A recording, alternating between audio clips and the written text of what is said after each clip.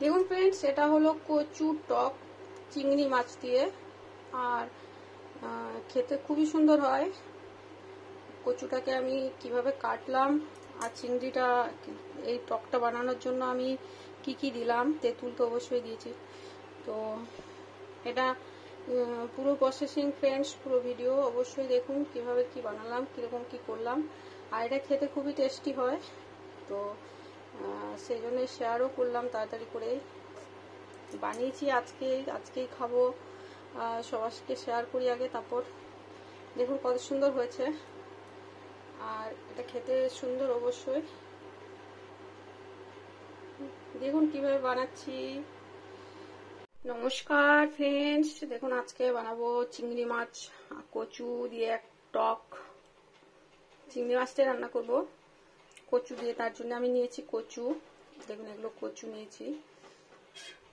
আর এটা হচ্ছে একটু জিরার একটু সরষে, এটা কচু। আর এটা হচ্ছে তেঁতুল, এটা নিয়েছি তেঁতুল। আর এটা নিয়েছি শুকনো লঙ্কা, কাঁচা লঙ্কা, আর পেঁয়াজ আর রসুন, এটা নিয়েছি। আর এখানে নিয়েছি চিংড়ি মাছ, পুরো হলুদ আর তেল দেওয়া আছে, লবণ দিয়ে ভেজে নেবো প্রথমত। এটা হচ্ছে চিংড়ি,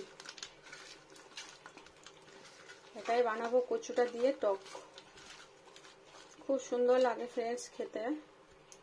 দেখুন মেখে নিলাম চিংড়িটাকে। এটা হচ্ছে জল, এটা কচুগুলো।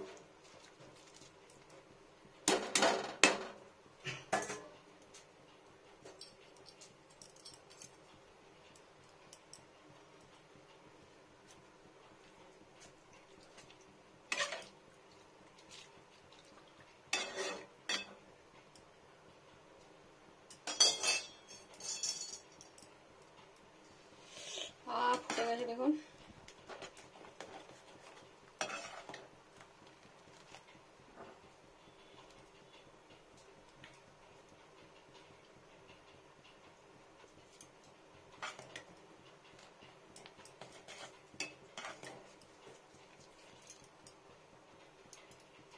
এটাকে ছেঁকে নেবো।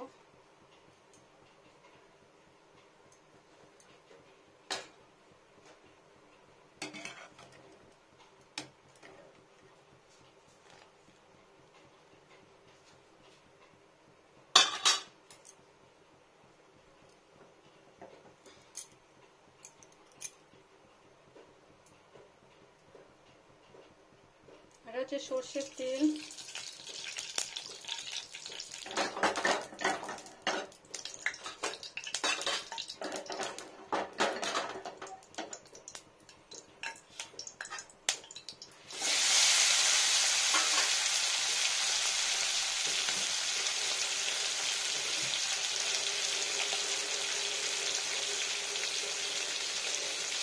এটা হচ্ছে লবণ।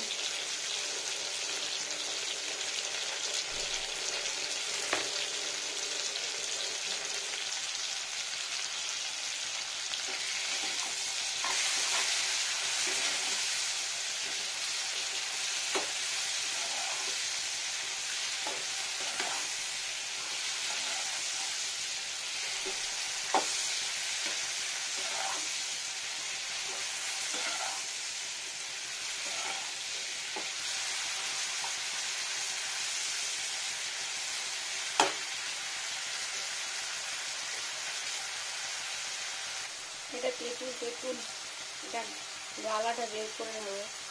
তাই তেঁতুলে গালাটা বের করবো।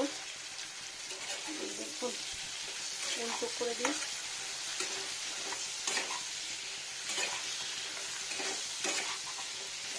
আর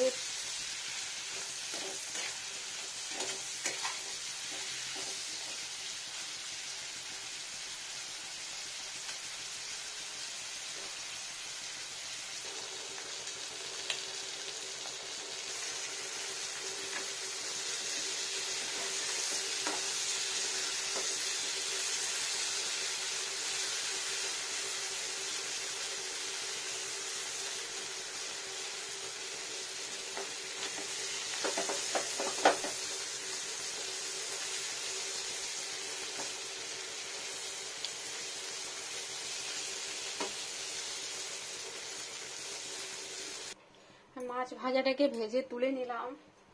এবার এখানে দিয়ে নেবো সর্ষের তেল। দেখুন ফ্রেন্ডস, সর্ষের তেল আবার দিয়ে নেবো। মাছটা তো ভাজা হয়ে গেছে।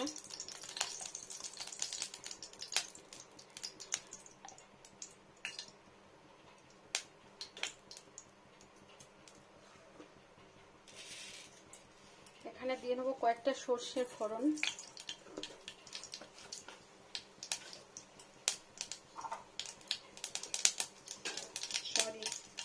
আর একটা শুকনো লঙ্কা। এবার দিয়ে নিচ্ছি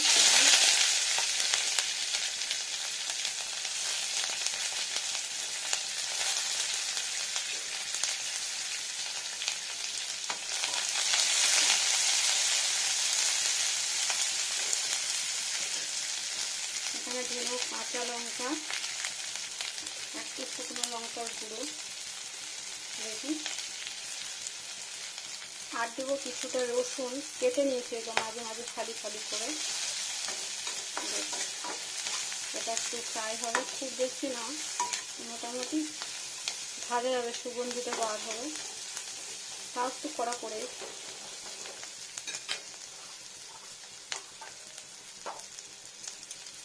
এবার দিয়ে নেবো জল ছড়ানো কচুটা।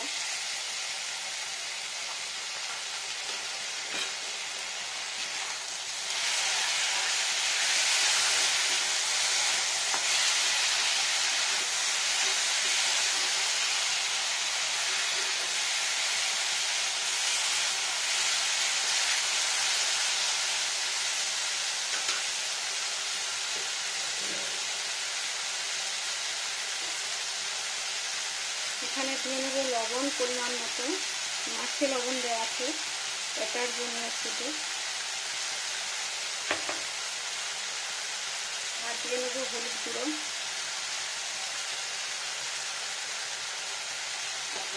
এবার একটু নাড়া দিই।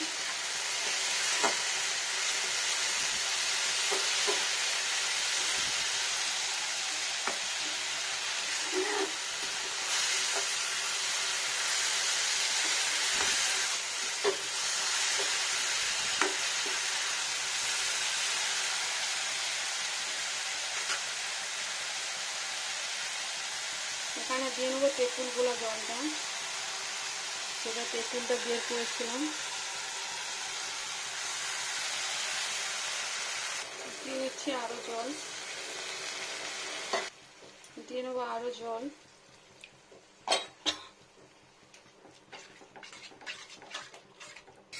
আমার নাড়া দিয়ে দিই, আর একটু জল দেবো গো, আর একটু জল দিয়ে নি না, এটা তো হয়ে যাবে, ফুটবে। এবারে আমি এখানে মাছগুলোকে দিয়ে নেবো পুরো টুকরো টুকরো করে।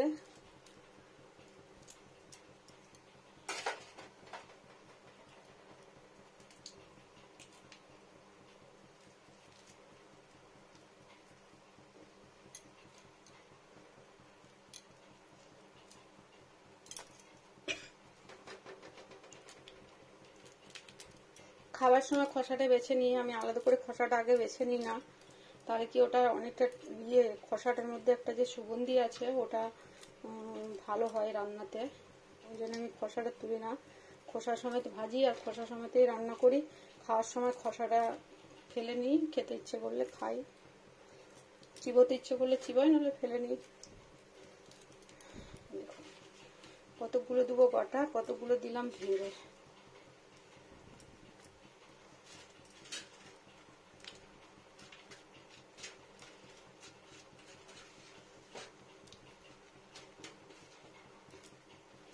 এবার নাড়া দিয়ে নিই ভালো করে।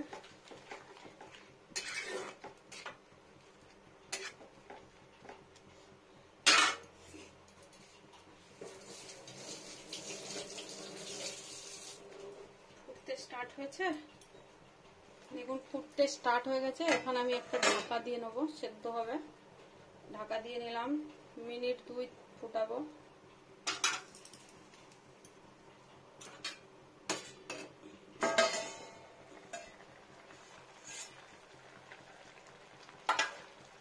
দেখুন 2 মিনিট ফুটে গেছে। এবার আমি মশলাটা দিয়ে নেবো, যে জিরে শুকনো লঙ্কার পেস্ট বানিয়েছিলাম, ওটা দিয়ে দেবো। একটু নাড়া দিয়ে দিই।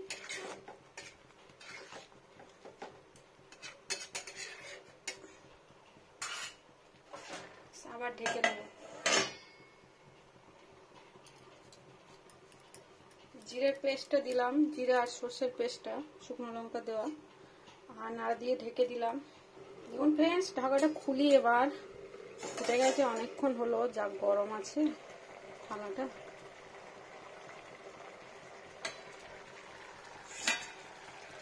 দেখুন হয়ে গেছে।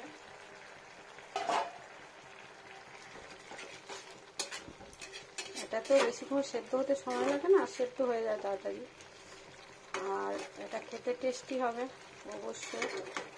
দেখুন কত সুন্দর হয়ে গেল।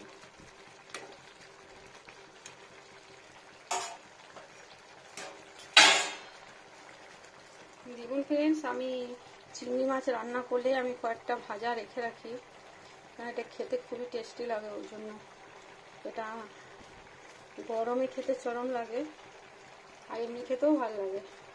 চিংড়ির ফ্লেভারটা না অনেকেই পছন্দ করে। আর একটু জলটা টেনে যাক, তবে আমি নামিয়ে নেব।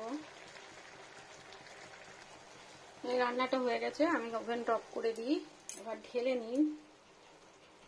দেখুন ফ্রেন্ডস, আমি রান্নাটাকে ঢেলে নেব। তো আমি প্রথমে এই এই পাত্রটার মধ্যে ঢেলে নেব। দেখুন কত সুন্দর হয়ে গেছে। ঠান্ডা হলে আরো সুন্দর দেখাবে।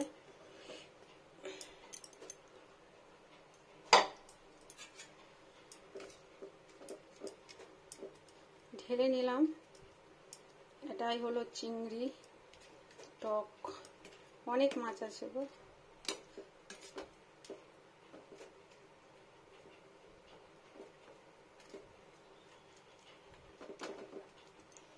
ঠান্ডা হলে আরো সুন্দর দেখাবে। দেখুন